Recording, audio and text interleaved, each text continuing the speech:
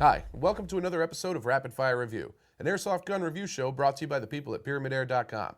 I'm your host, Barry Goodband. And I'm Nick Miller, and today we're going to be reviewing the UHC Super 9 sniper rifle. So when you get this gun out of the box, you're going to find the gun itself, a tubular magazine, an adapter, and this 5-round rotary magazine that's for the included mock shells. You're also going to find a cleaning and unjamming rod, a couple of spare shooting targets, an instruction manual with color illustrations, and a manufacturer's registration warranty card.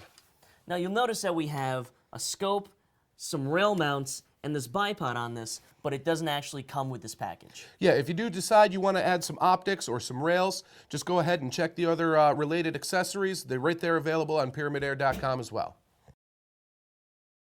Okay, so as you can see, there is some assembly required with this gun. You're just going to want to check your instruction manual, and it's got good illustrations to walk you through that process.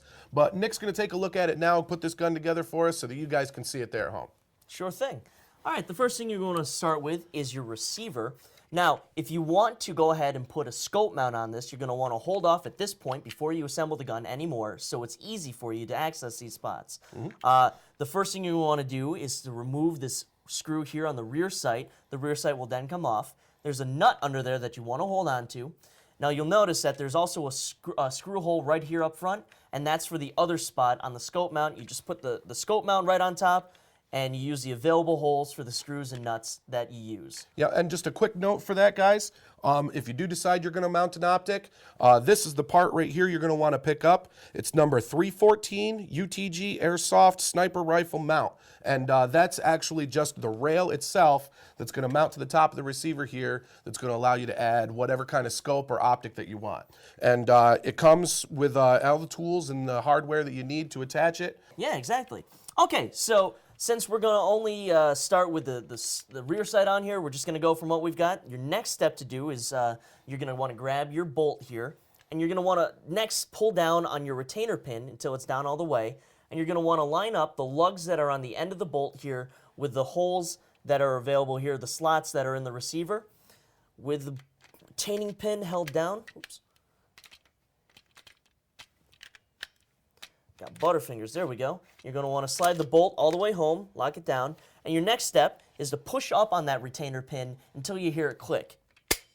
Just like that. And that's to make sure that your bolt doesn't come out. All right. Yeah. And you guys are also going to want to be careful. As you saw, it did take a little bit of finagling to get everything lined up before you start pushing it home. Make sure that it's all lined up properly before you go ramming it home. If it gives you any resistance at all, it's not lined up properly, back it out, take a look. When you push that thing home, it should slide home nice and smoothly and knock down without any problems at all. Exactly. All right, now your next step is to insert the barrel into your receiver. You'll notice that there's a little white line here that you're going to want to make sure lines up here. Yeah, and you're going to want to make sure that that white line lines up right there with the edge of the receiver. All right, once you've got your barrel seated in there up to the line, you're going to want to take a look down your sights and make sure that your front aperture is lined up perfectly with your rear. Okay. And once that's done, you can turn it over and add your retainer screws. It's a very simple process, and it's really handy because you have this handy screwdriver multi-tool, and this will be able to screw in all of the available hardware that comes with your gun. Yeah, and that tool comes with the gun as well. Also, guys, when you're putting this thing together, a simple rule to remember, especially when you're adding hardware, is tight is tight, too tight is broke. You definitely don't want to go over-tightening things here, especially with these plastic constructions. You do run the risk of perhaps stripping out the screw hole, and then you've got a major problem on your hands. All right, there we go. Now that we have those screws tightened down, your next step is to take your stock and insert your receiver. And that's a very simple process. You just want to make sure that you get everything lined up correctly. I like to do the rear end first because it seems to fit in a little easier that way. Okay. Got everything lined in, just like that. Perfect. All right. Okay. Your next step is to take the last retainer screw, it's the big one, and it's going to go into the hole just forward of the magazine well. You can also use the screwdriver multi-tool for that. And once again, guys, remember, tight is tight, too tight's broke. That goes for any screw you're going to be working on with this gun, and really any gun in general. You don't want to over-tighten things. There we go. That's done. And your last step to constructing this weapon is you're going to take your barrel clamp, slip it over your front sight here. You're going to want to turn it a little to a diagonal so that everything fits. Slide it down over the stock and over the barrel. Just pull that down so everything's nice and tight, and your gun is fully assembled. All right, so we're going to take a closer look at the anatomy of this UHC Super 9 sniper rifle. And the first thing we're going to talk about is your safety catch. It's located over here to the right side of the weapon, and you're going to push it forward for fire mode or click it back for safe. It's very simple. The next thing we're going to talk about is the two very different BB and feed and supply options for this rifle.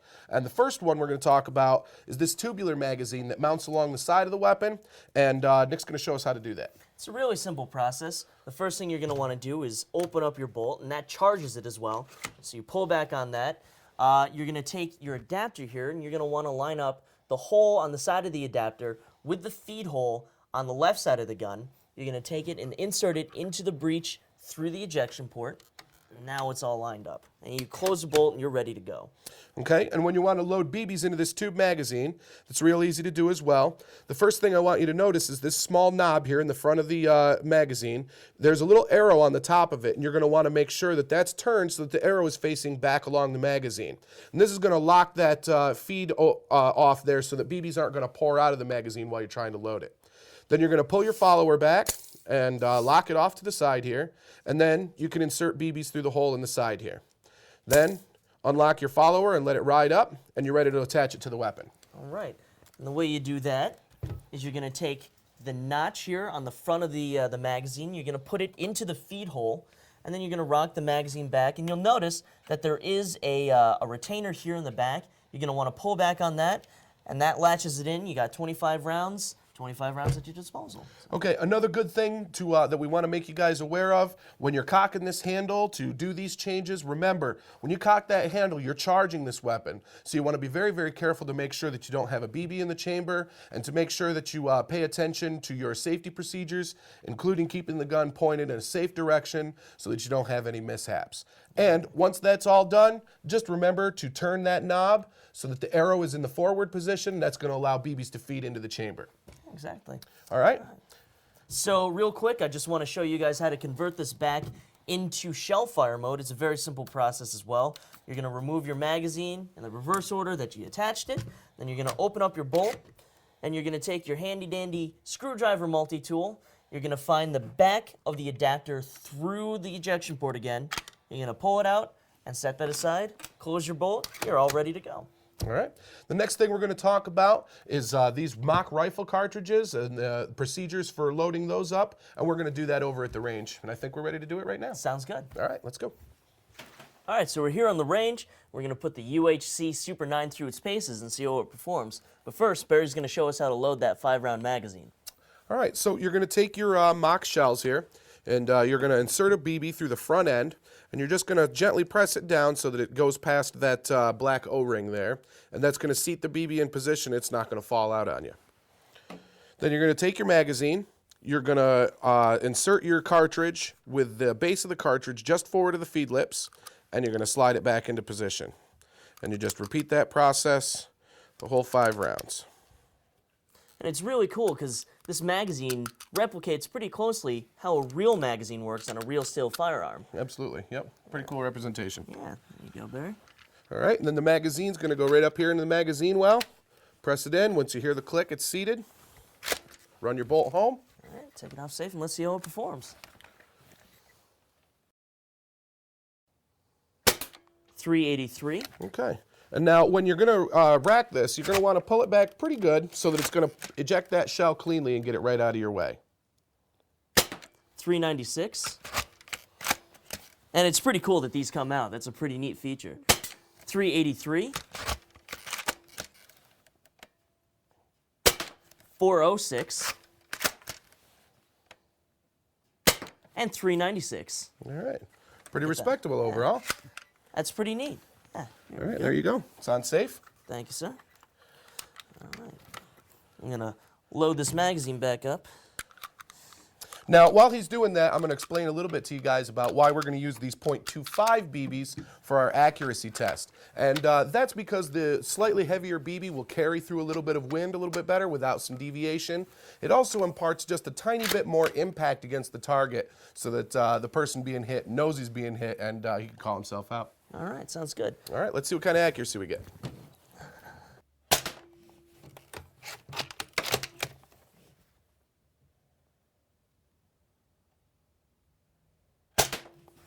Hey, there's a bullseye. There we go. We'll call that first one a fluke then. Oh, maybe not.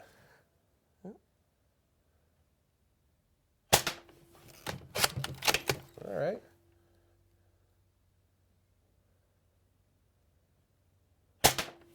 There we go. All right, well, it's sad to say, but I think we got to call your bullseye the fluke shot of that group there. But it does show some good consistency. It's low and to the right, but the pattern, is relatively small for those first 3 shots there. No, And, that's to be expected. We just got this gun out of the box. Haven't had a whole lot of time to work with it, but, once you had some time to dial in that scope and, Exactly. Get the hop-up worked in, I think that's, it's shown that it does have the ability to shoot consistently there, and just going to take a little bit of practice, as with any gun. And it's like you said, you really nailed it on the head when you said, you have to work on the optics. It doesn't, you're not going to get your sights dialed in 5 shots. No, you got to absolutely spend not. some serious time putting rounds down on paper, marking what you did, adjusting. It takes time, but you know what?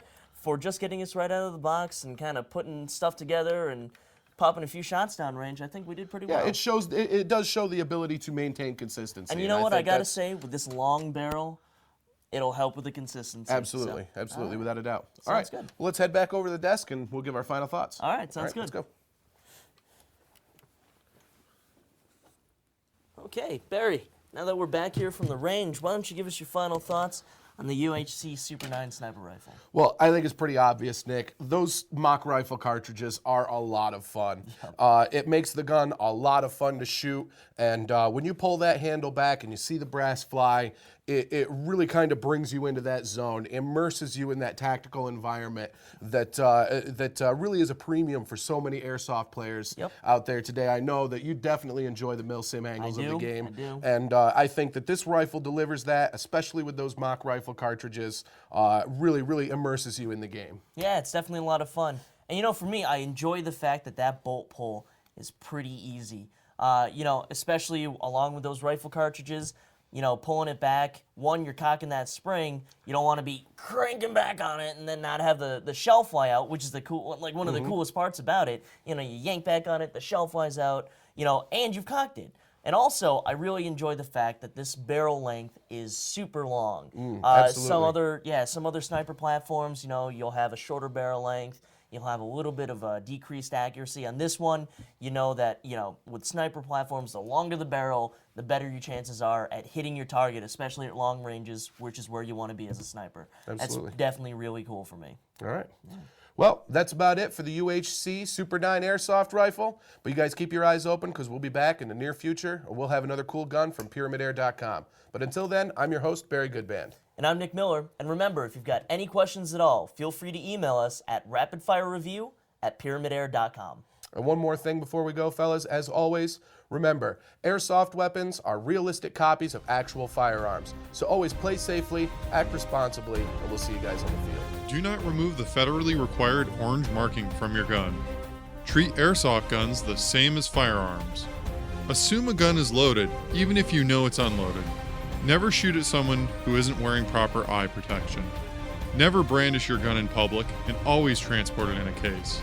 Do not point an airsoft gun at anyone as a joke. Keep your finger off the trigger until you're ready to shoot. Do not use airsoft guns to shoot at, discipline, or injure animals. Know the laws regarding airsoft guns and their use.